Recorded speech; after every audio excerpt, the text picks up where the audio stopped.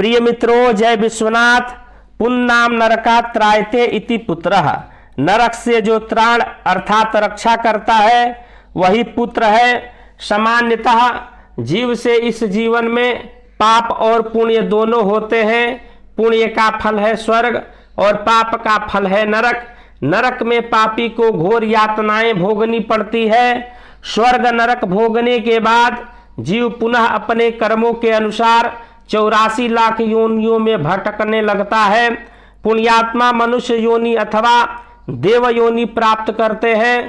पापात्मा पशु पक्षी कीट पतंग इत्यादि तिर्यक एवं अन्य निम्न योनियां प्राप्त करते हैं।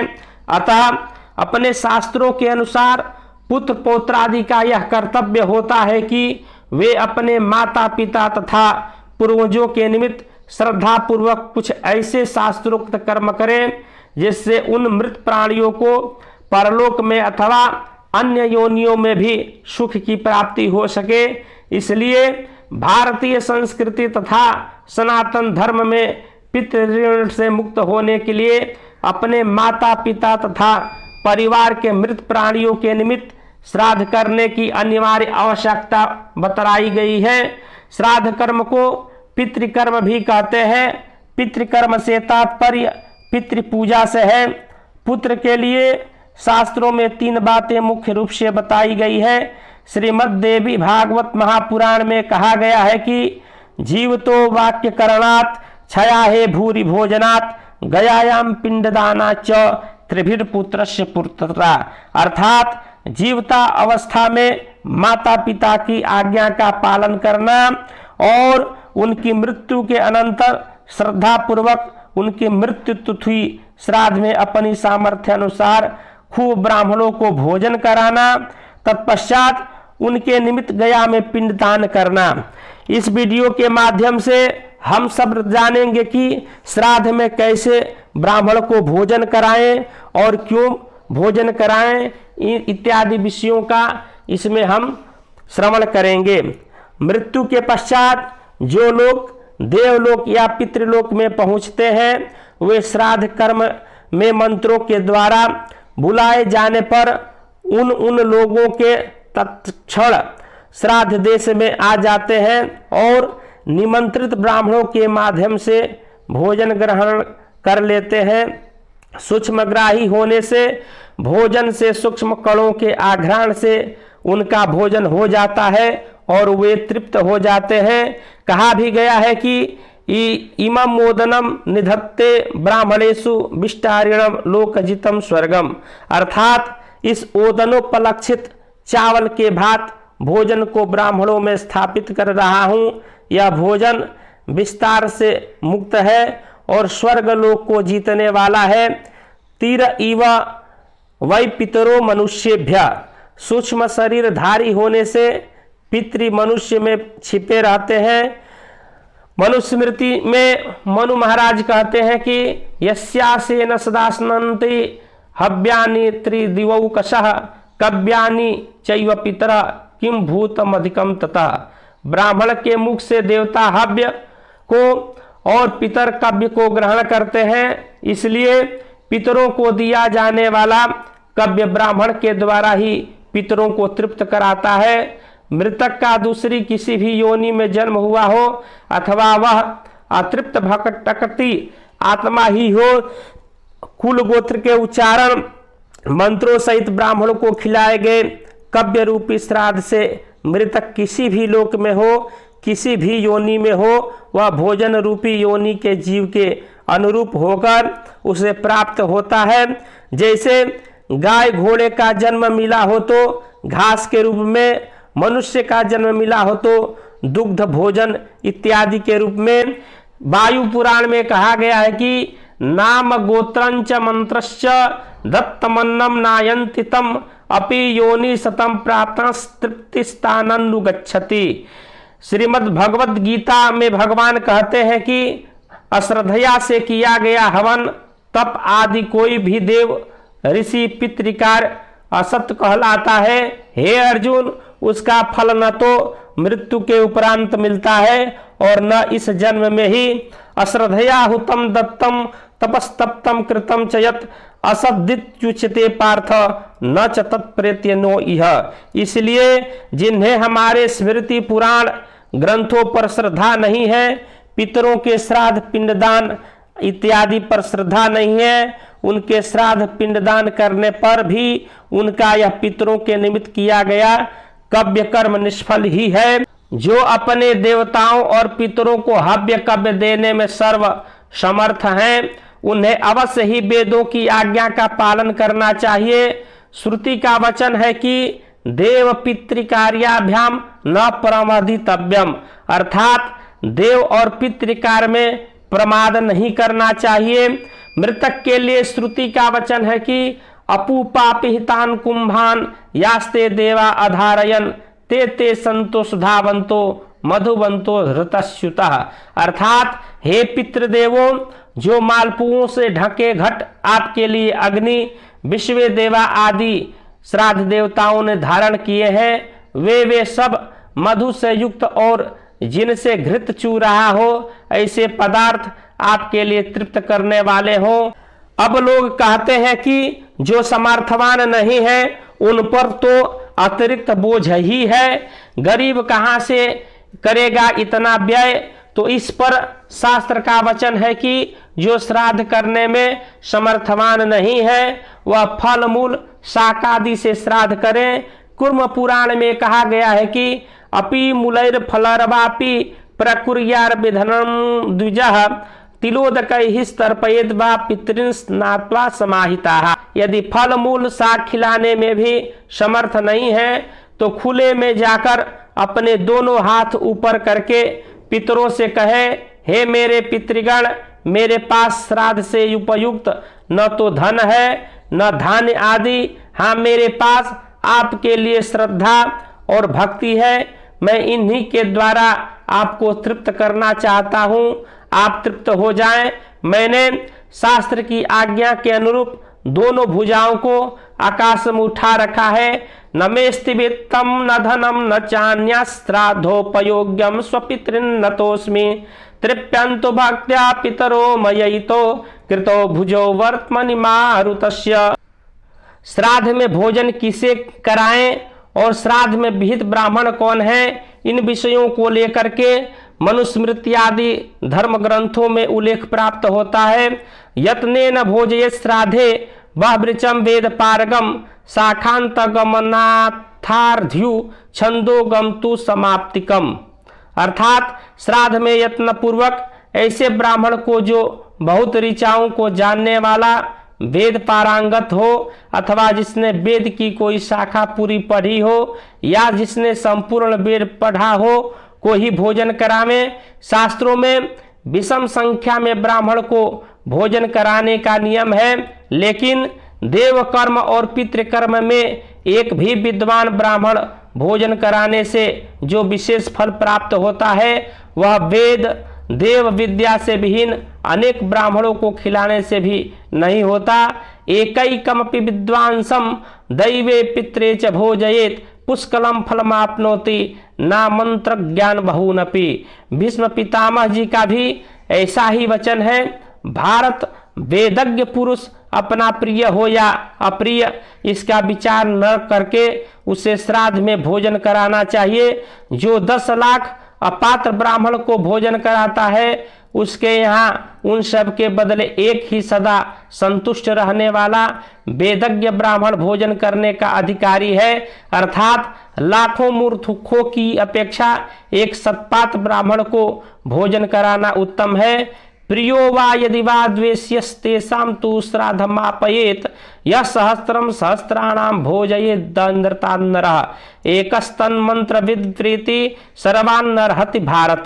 इसलिए हजारों लाखों को श्राद्ध में भोजन खिलाना आवश्यक नहीं है, अपितु एक ही वेदज्ञ ब्राह्मण को खिलाने से सर्वसिद्धि हो जाती है। श्रोत्रिया यैव देयानि हव्यकव्यानि दातृभिः अर्हत माय विप्राय तस्मै दत्तम महाफलम, अर्थात देवताओं और पितरों से संबंधित अन्न श्रोत्रिय ब्रह्मनिष्ठ वेद पाठी कुलाचार संपन्न योग्यतम ब्राह्मण को ही देना चाहिए।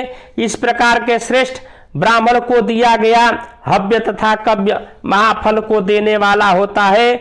सहस्त्रम ही सहस्त्राणाम मंत्रचाम यत्र भुंजते एकस्तान मंत्र विप्रीता सर्वान नरति धर्मः। अर्थात जहाँ वेदों को न जानने वाले 10 लाख ब्राह्मण भोजन करें, वहाँ मंत्र वेद मंत्रज्ञ एक ही ब्राह्मण धर्म फल देने में उन लाखों के तुल्य होता है। इसलिए अपात्र लाखों ब्राह्मणों के स्थान पर एक ही वेदज्ञ योग्य होता है। अश्रोत्रिय ब्राह्मण को श्राद्धादि में भोजन नहीं कराना चाहिए। यावतो ग्रसते ग्रासन हव्य कव्य स्व मंत्रविद तावतो ग्रसते प्रेत्य दीप्त शूल रष्टिया योगदान।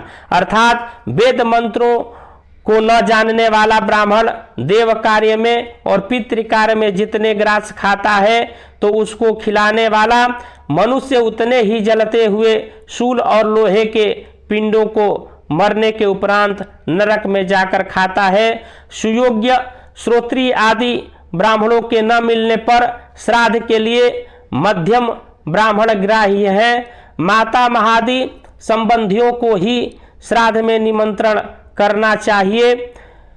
एतान माता महादीन 10 मुख्य श्रोत्रियाद्य संभवे भोजयेत। माता महम मातुलम च स्वस्त्रियम स्वसुरम गुरुम दौहित्रम विटपतिम बंधु मृत्युज्ञयाजौ च भोजयेत। अर्थात नाना, मामा, भांजे, ससुर, गुरु, दौहित्र, पुत्री का पुत्र, दामाद, बंधु, ऋत्विग को भी देव कार्य एवं पितृ कार्य में भोजनीय ब्राह्मण के रूप में भोजन करावें। श्राद्ध में भोजन के लिए यदि भांजा मिले तो 10 ब्राह्मणों से श्रेष्ठ है, दौहित्र 100 ब्राह्मणों से श्रेष्ठ है, जीजा 1000 ब्राह्मणों से श्रेष्ठ बताया गया है और जमाई सबसे श्रेष्ठ बताया गया है। भाग्नेयो 10 विप्रेण दौहित्र शतमुच्यते भग्निर्भर्ता सहस्रेषु अनंतम दुहिता पति ही। उपर्युक्त संबंधियों का श्राद्धादि में भोजन कराना केवल ब्राह्मणों के लिए ही विहित है। क्षत्रिय, वैश्य आदि तो केवल ब्राह्मणों का ही निमंत्रण करें, क्योंकि उनके संबंधी ब्राह्मण नहीं होते। आइए विविध धर्मशास्त्रों के अनुसार हम यह जान लेते हैं कि श्राद्ध में कौन वर्ज्य ब्राह्मण है, अर्थात श्राद्ध में किन ब्राह्मणों को निमंत्रण नहीं देना चाहिए। क्षय आदि महारोगों से युक्त, विकलांग, काड़ा, बहरा, गुंगा, जुआरी, शराबी, मांसाहारी, द्रव्य लेकर पढ़ाने वाला, मित्रद्रोही, निंदक, कुत्सित नखों वाला, काले दांतों वाला, किन्नर, माता पिता गुरु को त्यागने वाला, चोर, नास्तिक, पाप करने वाला, स्नान संध्यादि कर्मों को त्यागने वाला, नक्षत्र विद्या से ही उपजीविका चलाने वाला, राजा का नौकर, गाने बजाने से उपजीविका चलाने वाला, धन लेकर लिखने वाला, वैद्य ब्याज देने वाला, वेद विद्या बेचने वाला, कविता करके उपजीविका करने वाला, वेतन लेने वाला पुजारी, कला प्रदर्शन करने वाला, समुद्र यात्रा करने वाला, शस्त्र बनाने वाला, पक्षियों को पालने वाला, परिवेता अर्थात बड़े भाई के अविवाहित रहते विवाह करने वाला, शिल्प कर्म करने वाला, शूद्र व स्त्रियों से होम कराने वाला, जटा वाला, दया से रहित रजस्वला स्त्री का पति, गर्भिणी स्त्री का पति, व्यभिचारिणी स्त्री का पति, कुबड़ा, बौना, व्यापारी जिसकी स्त्री मर गई हो, शूद्र का गुरु, शूद्र का शिष्य, पाखंडी, गायों को बेचने वाला, रस बेचने वाला, वेद की निंदा करने वाला, कृपण, पतित, मेढ़ा और भैंसा पालने वाला, वेदों को भूलने वाला, ऐसे ब्राह्मणों का देव कर्म और पितृकर्म में सदा त्याग करना चाहिए। ऐसे ब्राह्मण वर्जित हैं। विद्याशीलादि गुणत्वे कुष्ठित्वा काणत्वादि शारीर दोषाणाम न दुष्कत्वम। अर्थात विद्याशीलादि गुणों से युक्त ब्राह्मण कुष्ठी और काणादि होने पर भी त्याज नहीं है, अर्थात ग्राह्य है। श्राद्ध आदि में यथोक्त गुण संपन्न ब्राह्मण न मिलने पर उपर्युक्त अवगुणों वाला तो नहीं लेना चाहिए। यथोचित गुणों से रहित तथा वर्ज्य अवगुणों से भी रहित ब्राह्मण मध्यम श्रेणी के कहे गए हैं। श्राद्ध में कहीं भी स्त्री आदि को निमंत्रित करने की आज्ञा नहीं दी गई है। इससे सुस्पष्ट है कि श्राद्ध में अकेले ब्राह्मणी स्त्रियां भी वर्जित हैं। यदि सभी भाई इकट्ठे रहते हो तो मिलकर ज्येष्ठ भाई के हाथ से श्राद्धादि करें। यदि अलग अलग हो तो अलग अलग ही करें। भ्रातॄणाम अभिव्यक्तानाम एका धर्म प्रवर्तते विभागे सति धर्मोपि भवे तेषां पृथक पृथक। कुष्मांड, कुहड़ा, पेठा, भैंस का दूध, बिल्वपत्र और मगधद्विज अर्थात शाकद्वीपी ब्राह्मण, इनके होने से पितर निराश होकर चले जाते हैं। शास्त्र में कहा गया है कि कुष्मांडम महिषी क्षीरम बिल्वपत्र मगधद्विजाः श्राद्ध काले समुत्पन्ने पितरो यान्ति नराश्रयाः। कई क्षेत्रों में देखा सुना जाता है कि प्रायः लोग सौभाग्यवती स्त्री के श्राद्ध में सौभाग्यवती स्त्री को, विधवा स्त्री के श्राद्ध में विधवा स्त्री को तथा बालकों के श्राद्ध में बालकों को निमंत्रित करते हैं, परंतु यह परंपरा अशास्त्रीय है, गलत है। ऐसा नहीं करना चाहिए। माता पिता, सधवा, विधवा, बालकादि के सभी प्रकार के श्राद्धों में वेदज्ञ, श्रेष्ठ, सदाचारी, सत्कुलोत्पन्न, श्रोत्रीय, संध्या गायत्री से युक्त पुरुष ब्राह्मण को ही निमंत्रित करने का शास्त्रों में विधान है। शास्त्रों में कहीं भी स्त्रियों का श्राद्ध में निमंत्रण करने का विधान नहीं है। इसलिए माता बहनों का श्राद्ध में जाना, उन्हें निमंत्रित करना दोनों ही अपराध है।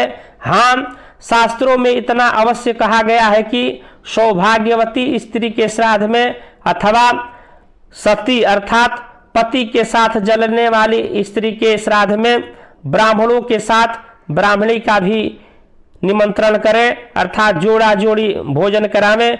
भर्तृरग्ने मृता नारी सहदाहे नवामृता तस्या स्थाने नियुंजित विप्री सा सुवासिनी।